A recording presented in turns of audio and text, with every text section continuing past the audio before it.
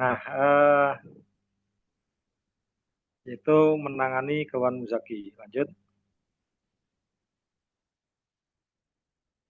Nah, ada ada tiga elemen dan ada beberapa KUK. Yang pertama, elemen pertama menyiapkan penanganan keluhan muzaki.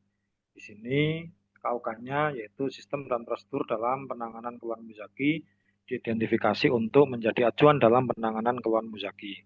Kemudian batasan kewenangan dalam penanganan keluhan muzaki diidentifikasi dengan kebijakan lembaga. Kemudian yang ketiga, formulir isian untuk penanganan keluhan muzaki disiapkan. Kemudian melayani keluhan muzaki. Elemen kedua, dengan KUK pertama, keluhan muzaki diterima sesuai dengan prosedur, informasi dan dokumen terkait keluhan muzaki dilengkapi sesuai dengan formulir isian, prosedur penanganan keluhan muzaki, permohonan maaf dan ucapan terima kasih disampaikan kepada muzaki. Keempat, keluhan muzaki dikerjakan sesuai dengan kewenangan dan batasan. Kelima, keluhan muzaki disampaikan kepada pihak terkait untuk ditindaklanjuti sesuai prosedur. Yang keenam, hasil tindak lanjut disampaikan kepada muzaki sesuai dengan prosedur. Yang ketujuh, respon muzaki atas tanggapan keluhan didokumentasikan. Kemudian elemen ketiga, melaporkan keluhan muzaki. Yang dengan KUK pertama, rekapitulasi data keluhan muzaki berdasarkan kategori permasalahan, status atau hasil penyelesaian disusun secara periodik. Kemudian yang nomor dua, laporan penanganan keluhan muzaki diberikan kepada unit terkait atau atasan. Sedangkan untuk apa namanya selanjutnya ya, menyiapkan penanganan keluhan muzaki. Ini tadi ada yang terlewat, kompetensinya belum di ini ya. Jadi kalau kompetensinya adalah mampu melakukan apa namanya eh, kompetensi pembelajaran ya. Pembelajaran kita yaitu mampu melakukan penanganan muzaki. Nah, lanjut saja nggak apa-apa. Sekarang diawali dari menyiapkan penanganan keluhan muzaki. Jadi para kiai ya yang saya hormati, eh, terkadang ada muzaki yang rewel ya. Jadi dia apa namanya berzakat di kita, tetapi kadang dia mintanya aneh-aneh lah gitu. Nah, kemudian komplain. Maka komplainnya Muzaki ini wajib kita tangani dengan serius. Maka bagaimana langkah pertamanya ya, menyiapkan penanganan keluhan Muzaki yaitu sistem dan prosedur dalam penanganan keluhan Muzaki diidentifikasi untuk menjadi acuan dalam penanganan keluhan Muzaki. Ini kok terus terus terus ini masih ini ya. Nah, ini standar penanganan keluhannya tadi. Yang apa namanya? Yang pertama adalah senyum dan jabat tangan. Meskipun mungkin orangnya wajahnya cemberut, wajahnya kecewa atau wajahnya apa, kita harus tetap memberikan senyum, berjabat tangan ya, kemudian memberikan salam, menawarkan bantuan. Nah, eh, terkadang seorang muzaki ini ketika komplain itu belum tentu komplainnya memang karena kesalahan dari kita, kadang kesalahan dari muzaki juga. Sehingga kita harus mengedepankan eh, apa keluhan-keluhannya ya, eh, itu sampai tuntas gitu. Jadi kita harus mendengarkan cerita orang komplain gitu, bahkan orang marah-marah ya, kita harus tetap mampu mendengarkan atau menerima itu sampai tuntas. Nah, terakhir kalau memang itu karena faktor kesalahan kita, ataupun meskipun kesalahannya Muzaki ya kita tidak ada salahnya kita yang mohon maaf atas ketidaknyamanan. Atau karena faktor lain, ya.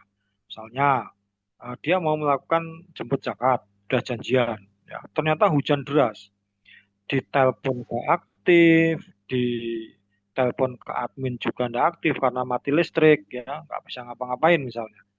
Nah, padahal dia sudah menunggu, dia sudah menyiapkan hidangan di rumah demi menyambut amil yang datang untuk melakukan penghitungan zakat misalnya. Akhirnya kan dia komplain gitu, kan, marah-marah gitu, nggak ada konfirmasi, nggak ada ini itu misalnya. Nah, itu ya, ya harus kita dengarkan keluhannya dari awal sampai akhir. Kemudian diakhiri dengan permohonan maaf.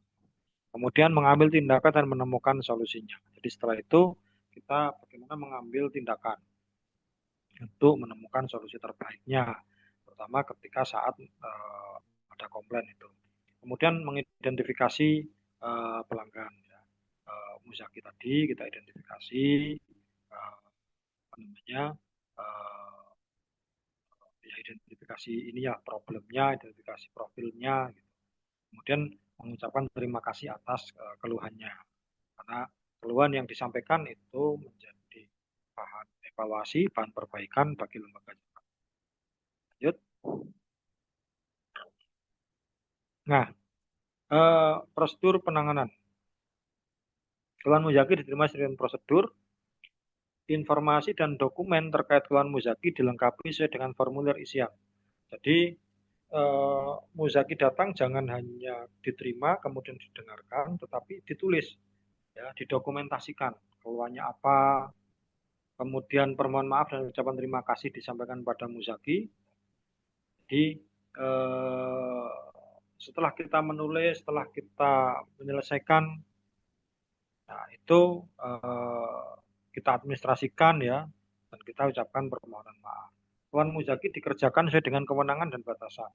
Artinya nanti kalau butuh penanganan saat itu juga, maka eh, admin misalnya itu dia hanya bisa mengerjakan sesuai dengan kewenangan, jangan kemudian melampaui kewenangannya.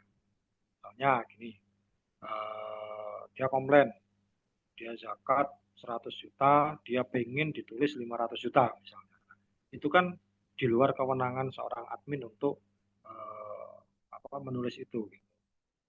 Urusan nanti dengan katanya sudah komunikasi dengan pimpinan atau apa, itu kan lain. Itu admin tidak punya kewenangan ke sana. Kemudian keluhan muzaki disampaikan kepada pihak terkait untuk ditindaklanjuti sesuai dengan prosedur. Kemudian hasil tindak lanjut disampaikan kepada muzaki sesuai prosedur. Misalnya ya setelah didiskusikan, dirapatkan dengan pimpinan atau dengan pihak terkait, kemudian menginformasikan bahwa berdasarkan keluhannya kami bisa menginformasikan tentang tindak lanjutnya seperti ini. Kemudian respon muzaki atas tanggapan keluhan juga didokumentasikan, apakah dia puas, apakah dia bisa kurang puas, apakah dia ingin melakukan komplain lagi, dan seterusnya. Ini contoh form komplain muzaki ya. Misalnya nama, alamat, saluran komplain yang digunakan apa, kemudian nomor telepon, komplainnya melalui apa ya, melalui telepon, SMS, WA atau media sosial, isi komplainnya bagaimana. Jadi komplain ini macam-macam. Makanya tim admin ya, tim tim front office lah misalnya, itu tiap hari itu harus membuka berbagai macam saluran, terutama di media sosialnya. Dia notif-notif dilihat. Jangan sampai ada orang komplain kemudian tidak ditanggapi. Makanya kalau kita melihat beberapa akun-akun resmi media sosial ya, apapun itu yang berhubungan dengan pelayanan masyarakat, itu pasti ketika ada komplain langsung ditanggapi. Meskipun kadang tanggapannya juga sama gitu ya, normatif. Ada juga tapi tanggapan yang isinya serius, diuraikan panjang lebar gitu, bahkan sampai untuk memberi tanggapan itu harus mengoprek dokumen-dokumen ya. Itu menunjukkan keseriusan lembaga di dalam menangani keluhan atau komplain ya customer, atau dalam hal ini komplainnya muzaki. Kemudian terima tanggal berapa, terima dan tanda tangan. Ini yang contoh formulirnya. Lanjut. Nah, media keluhan ini macam-macam kanalnya ya. Bisa media sosial. Nah, media sosial ini kan banyak sekali. Ada YouTube, ada Facebook, ada Instagram ya. Tergantung media sosial lembaga zakat yang resmi itu yang digunakan yang mana. Bisa juga komplain dikirimkan melalui email atau melalui WhatsApp ya, WhatsApp nomor resminya. Oh, yang penting adalah penanganan. Lanjut. Nah, ini rekapitulasi. Jadi kalau tadi itu sifatnya satuan, ini rekapitulasi ke semuanya. Ini untuk laporan ya, laporan baik laporan bulanan atau laporan laporan pada atasan ya. Jadi dari formulir itu kemudian penanganannya bagaimana, solving problemnya bagaimana, sampai korek ya, status atau tindakan yang dilakukan, tindakan korektifnya bagaimana, terus sampai feedbacknya dari mereka itu bagaimana. Ini apa itu namanya direkapitulasi. Tujuannya tentu untuk perbaikan. Lanjut. Nah, udah, terima kasih. Itu